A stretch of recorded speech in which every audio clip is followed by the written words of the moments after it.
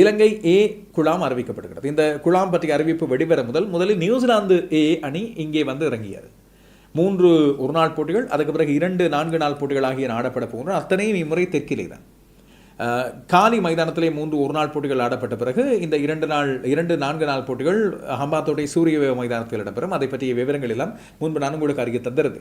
இன்று இந்த நியூசிலாந்தையை பொறுத்தவரையில் அவர்கள் ஒரு உறுதியான அணியாக, நியூசிலாந்தின் அண்மைக்கால டெஸ்ட் அனுபவத்தை கொண்ட அணியாகவும் வந்திருக்கிறார்கள். பல பேர் இலங்கையிலே ஏற்கனவே விளையாடி அனுபவத்தை ஓரளவுக்கு கொண்டுகின்ற இளம்பியர்களாகவும் தெரியப்படுகின்றார்கள். எனவே அவர்களுக்கு எதிரான இந்த போட்டி நிச்சயமாக எங்களுக்கும் பல விறுவிறுப்பான கட்டங்களை கொண்டு வரக்கூடியதாக இருக்கும். இதற்கு ஆடுவதற்காக இலங்கையின் ஏ குழாம் வந்து உத்தியோகபூர்வமாக அறிவிக்கப்பட்டது. ஏற்கனவே அவர்கள் பயிற்சிகளில் தொடர்ச்சியாக ஈடுபட்டு வந்திருந்தார்கள். இன்றுதான் இந்த குழாம் உத்தியோகபூர்வமாக அறிவிக்கப்பட்டது. இதிலே சஹான் ஆராய்ச்சிகே ஒருநாள் போட்டிகளுக்கு தலைவராக அறிவிக்கப்படுகின்றது. இவ்விடையில் 4 நாள் போட்டிகளுக்கான தலைவராக பசிந்து சூரிய பண்டார் அறிவிக்கப்படுகிறார். இதில் பசிந்து சூரிய பண்டார் ஏற்கனவே இலங்கை அணியில் ஆடி வந்த ஒருவர். ஆனால் இன்னும் அவருக்கு டெஸ்ட் வாய்ப்பு வழங்கப்படவில்லை. அவர் உண்மையில் டெஸ்ட் போட்டிகளுக்கு மிக பொருத்தமான ஒருவர். பவன் ரத்நாயக்கவோடு மிக நெருக்கமான போட்டியை வழங்கி கொடுக்கிற ஒருவர். இவர்களது தரவுகளை கொஞ்சம் நான் சுட்டிக்காட்டும் போது உங்களுக்கு தெரியும் என்ன காரணத்தால் நாங்கள் இவர்கள் மீது நம்பிக்கை வைத்து இவர்களை தெரிவு செய்ய சொல்கிறோம் என்று. அறிவிக்கப்பட்ட இலங்கை குழாமை முதலில் பார்ப்போம். 4 நாள் போட்டிகளுக்கான தலைவர் பசிந்து சூரிய பண்டார, ஒரு நாள் போட்டிக்கான தலைவராக சஹான் ஆராய்ச்சிகே கடமையாற்றப் போகிறார். இந்த முதல் போட்டி வருகிற 5ஆம் தேதி காலி மைதானத்தில் இடம்பெற போகிறது. நாளை மறுதினம் இடம்பெற போகிறது காலி சர்வதேச மைதானத்தில் ஒரு நாள் போட்டி. அந்த போட்டியில் நிச்சயமாக சஹான் ஆராய்ச்சிகையின் தலைமையில் தான் அணி களமிறங்கும். 2 வகை போட்டிகளுக்குமான மொத்தமாக 30 பேர் கொண்ட குழாம், 28 பேர் கொண்ட குழாம், இல்லை 28 பேர் கொண்ட குழாம் அறிவிக்கப்படுகிறது. இந்த குழாமை பாருங்கள். காமில் மிஷார, Lasith Croospulle, Nishan Madushka, Lahiru Udara, Kavija Gamage, Pawan Rathnayake, Nuwanindu Fernando, Ahan Wickramasinghe, Pasindu Sooriyabandara, Sonal Dinusha, Sahan Arachchige, Sohan de Livera, Milan Rathnayake, Ravindu Fernando, Chamika Heenatigala, Vanuja Sahan, Vijayakanth Viyaskanth, Trevin Mathews, Vigneswaran Akash, Ramesh Mendis, Thelum Sudheera, Isitha Wijesundara, Lahiru Kumara, Thulan Samuditha, Pramod Madushan, Mohamed Shiraz, Dilshan Madushanka மற்றும் துவிந்து ரணதுங்க. அண்மை காலமாக இலங்கை குழாமில் உபாதை யுத்தத்தின் காரணமாக ஆட முடியாமல் இருந்த 2 பேர் லஹிரு குமாரவும் தில்ஷான் மதுசங்கவும் இந்த குழாமில் அறிவிக்கப்படுகிறார்கள். இலங்கை டெஸ்ட் குழாமில் முன்பு நிரந்தரமான இடத்தை சிறிது காலம் பிடித்து வைத்திருந்த ரமேஷ் மெண்டிஸ் இந்த குழாமில் இடம்பெற்றிருக்கிறார். அதுபோல் அண்மை காலமாக அடுத்த இலங்கை அணிக்குள் உடைத்துக்கொண்டு வரப்போகின்ற 2 பேராக கருதப்படுகின்ற விஜயகாந்த் வியாஸ்காந்த், வனுஜ சஹானும் இந்த அணியில் இடம்பெற்றிருக்கிறார்கள். இலங்கை குழாமுக்குள் அண்மை காலமாக அழைக்கப்பட்டிருந்த சொனால் தினூஷ, நுவனிந்து ரத்நாயக்க மற்றும் நுவனிந்து ஃபெர்னாண்டோ, பவன் ரத்நாயக்க ஆகியோருக்கும் இடம் கிடைத்திருக்கிறது. எனவே 28 பேர் கொண்ட இந்த குழாமில் தான் முதலில் ஒரு நாள் போட்டிகளுக்கான அணியும், அதுக்கு பிறகு 4 நாள் போட்டிகளுக்கான அணியும் தெரிவு செய்யப்படும்.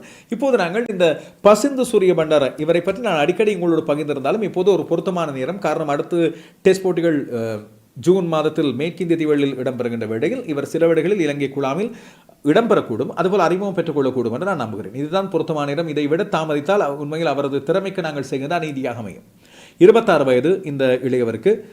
கொழும்பு ராயல் கல்லூரியில் கல்வி கற்ற ஒருவர். இலங்கை ஏ அணியில் அடிக்கடி இடம் பிடித்துக் கொண்ட ஒருவர். SSC அணிக்காக இப்போது ஆடி வருகின்றனர். 65 முதல் தர போட்டிகள், 97 இன்னிங்ஸில் 4752 ஓட்டங்கள், அதிகபட்ச ஓட்ட எண்ணிக்கை 242, 23 அரைச்சதங்கள், 14 சதங்கள், சராசரி 55.9.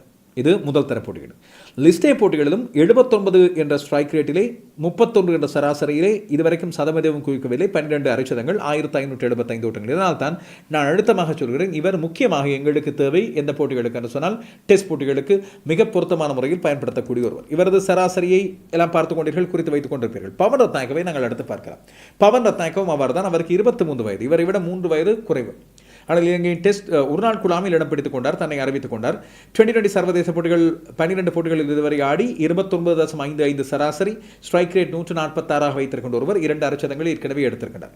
ஒரு நாள் போட்டிகள் 4 போட்டிகளில் 194 ஓட்டங்கள், அதிகபட்ச ஓட்ட எண்ணிக்கை 121. இங்கிலாந்துக்கு எதிராக மிகச்சிறப்பாக ஆடியிருந்த ஒருவர். ஒரு சதம் இப்போதைக்கு, ஸ்ட்ரைக் ரேட் 97 வைத்திருக்கிறார். இவரது முதல் தர போட்டிகளின் பெறுவர்களை பாருங்கள்.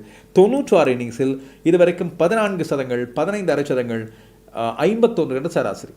பசிந்து சூரிய பண்டாரவுக்கு சவால் விடக்கூடிய அளவுக்கு மிகச்சிறப்பான சராசரி இவரும் கொடுக்கிறார். 2 பேருக்குமே ஒரே நேரத்தில் இந்த இடம் கொடுத்தால் கூட அதில் தவறு ஏதும் இல்லை என்பதுதான் நாங்கள் இப்பொழுது எதிர்பார்க்கின்ற விடயம். காரணம், 2 பேருமே மிகச்சிறப்பான முறையில் அண்மை காலமாக முதல் தர போட்டிகளில் தங்களை வெளிப்படுத்திக் கொண்டவர்கள்.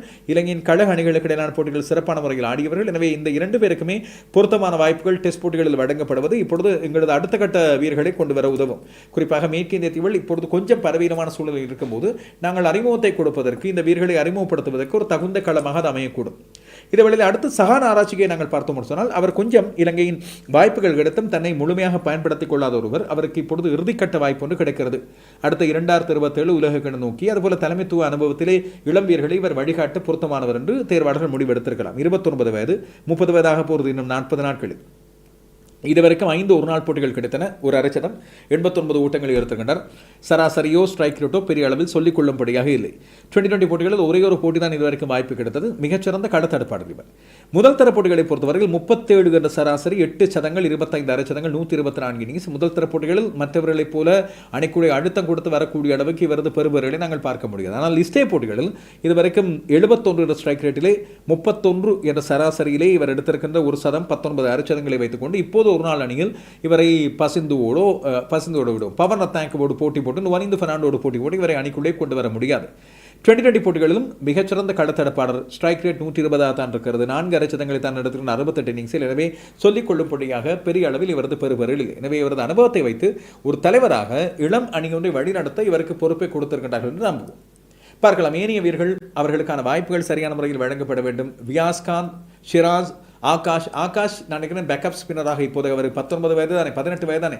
எனவே அவரை ஒரு மேலதிக அனுபவத்தை பெற்றுக்கொள்ள அவரை அணிகளில் எடுத்திருப்பார்கள். ஆனால் வியாஸ்காந்தும் வனுஜ சஹானும் நிச்சயமாக தங்களது இடங்களுக்கு போராட போன்றார்கள். அதுபோல் உள்ளூர் போட்டிகளில் இம்முறை அதிகமான விக்கெட்டுகள் எடுத்த டிலும் சுதீரோவும் இருக்கின்றார். தேர்வாளர்களின் பாடு கொஞ்சம் சிக்கலாகத்தான் இருக்கும். 5ஆம் தேதி முதலாவது ஒருநாள் போட்டியை பார்த்திருப்போம்.